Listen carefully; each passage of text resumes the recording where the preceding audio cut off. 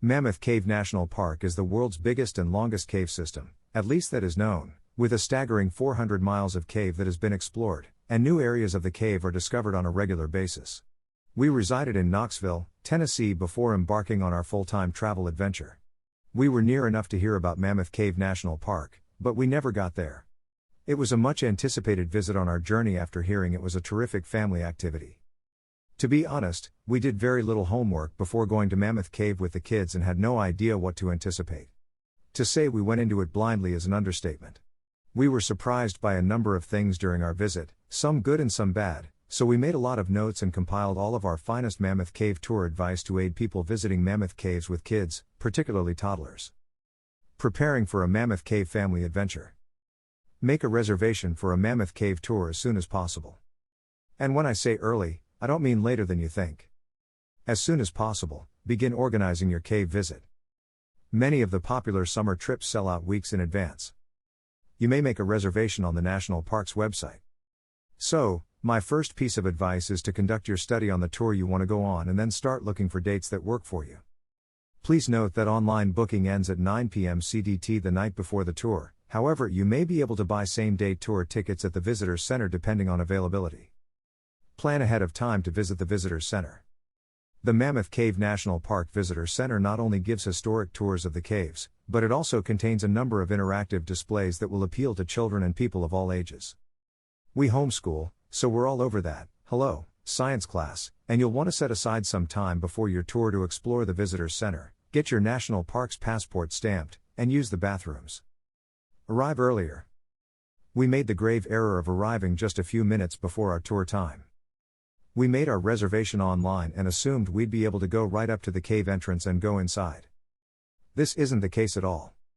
As previously said, while visiting Mammoth Caves with babies or small children, you should schedule time to use the potty before entering the cave. Aside from that, you'll have to queue to present your proof of booking in order to get actual tickets that will enable you to board the bus and determine where your trip departs from. We were unaware that we would be riding a bus with a park ranger from the visitor center to the cave entrance. Please learn from our blunder in order to avoid the anguish we experienced. We were running late and almost missed the deadline. I would mention that the rangers at Mammoth Caves National Park are polite and helpful, and they assisted us in cutting in line and chasing down the bus when we were in a hurry. Greater than read, is traveling a hobby? The ultimate guide to an exciting way of life. Greater than learn about the downsides of traveling as a hobby. Best Mammoth Cave Tours. There are multiple Mammoth Cave tours available for you to consider. To make the life easy, we thought of listing down the most prominent tours out of them. Simply go through this list of tours, and you will figure out the best one out of them. Tour of the Frozen Niagara. When we booked our Mammoth Cave trip for our family, I assumed the Frozen Niagara tour was one of the most popular since it was always sold out.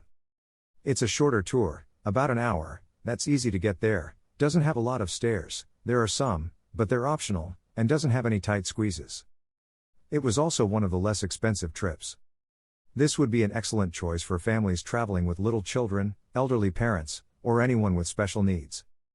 The Dome and Dripstones Tour. We picked the Dome and Dripstones trip since it was only about 45 minutes longer than the Frozen Niagara tour and covered that area of the cave as well. We were disappointed by the lack of availability for the Frozen Niagara tour, so we opted the Dome and Dripstones tour instead. It does have 500 stairs, and you will have to crouch and walk sideways in some of the tighter spots. My family is not very claustrophobic and is well managed. The cramped regions don't last long, and you'll soon be in wide open spaces. The tour went smoothly for all of the children aged 8 to 2, but they did become a little cranky at the end. Tour of Discovery. Because it is just roughly a 30-minute trip with 120 stairs, the Discovery Tour is well suggested for families with toddlers or young children. Little children could easily be carried, and the natural surroundings would certainly keep them amused for just long enough on such a short excursion. This trip is also self-guided, so you may go at your own pace depending on your family's requirements. Tour of Grand Avenue.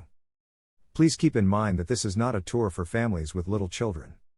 Because it is fairly long, you should keep it for older adolescents and young adults. It's a 4-hour trip that highlights some of Mammoth Cave's greatest and most difficult features. Hour is something I wanted to add in this guide so you wouldn't make the mistake of booking this with a 2-year-old. Greater than read, best time to visit Mammoth Cave. Greater than. Greater than learn about when visiting, where should you stay? What to pack for a visit to Mammoth Cave. There is no food or drink permitted on any of the Mammoth Cave's guided excursions, and no gum is allowed. You are only allowed to carry bottled water. You do not need to wear closed-toed shoes, nevertheless, I would recommend wearing sturdy shoes or perhaps hiking grade shoes of any type. My kids were all wearing running shoes, and I was wearing my usual Tevas. Strollers and luggage are not permitted within the guided tours if you are bringing toddlers or small children. They'd be inconvenient anyhow, and with low ceilings, you'd want to keep an eye on a baby's head at all times. Front low-lying slings are said to be permitted, but check with the ranger beforehand. Cameras are allowed within the caverns, but there is a strict no-flash policy. They also suggest that you come to a complete stop before taking photographs or videos. This is done for the sake of safety. As you go through the trip, they'll warn you not to touch the caverns. Greater than read, horseback riding Mammoth Cave, what to expect. What else should you know? Children under the age of 6 are admitted free to any of the cave excursions that are acceptable for their age. Around the Visitors Center, there are several free children's activities and nature treks. While visiting the Visitors Center, kids may engage in junior ranger activities, check with the information desk, or pick up a worksheet scavenger hunt. As I previously said, all cave trips involve a brief bus journey from the tourist center. You'll be dropped off at the lodge at the conclusion of your trip, where you'll walk through a mushy mat that will remove cave fungus off your shoes and safeguard bats. You'll be thankful if you wore shoes at this stage, since the solution sloshed my feet. Bring a picnic lunch and eat it on the grounds, but not within the caverns. On-site dining options include a cafe and a restaurant. Snacks may be purchased at the gift store. Make time to go trekking or riding. The Heritage Trail is suitable for all members of the family. You may go the additional distance to a little waterfall if you're up for it.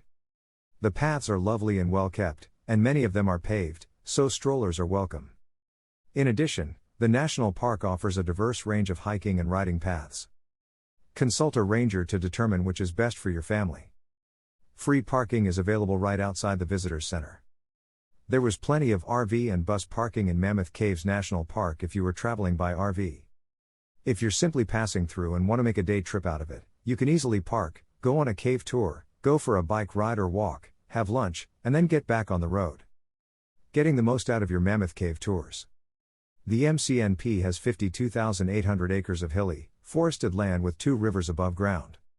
6 trailheads across the park allow access to some of the most beautiful and lush woodland in south-central Kentucky for paddling, hiking, and bicycling. 3 built campsites are accessible, as well as over a dozen rustic sites in the woods and along the Green and Nolan rivers. The Green River, which runs approximately east-west through the park, divides it in half.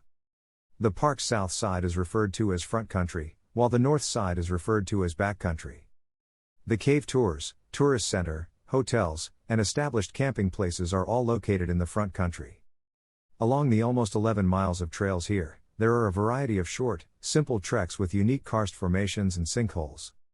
The Cedar Sink Trail, Sand Cave Trail, Sloan's Crossing Pond Walk, Turnhole Bend Nature Trail, and the Mammoth Cave Railroad Bike and Hike Trail are the principal routes in this region.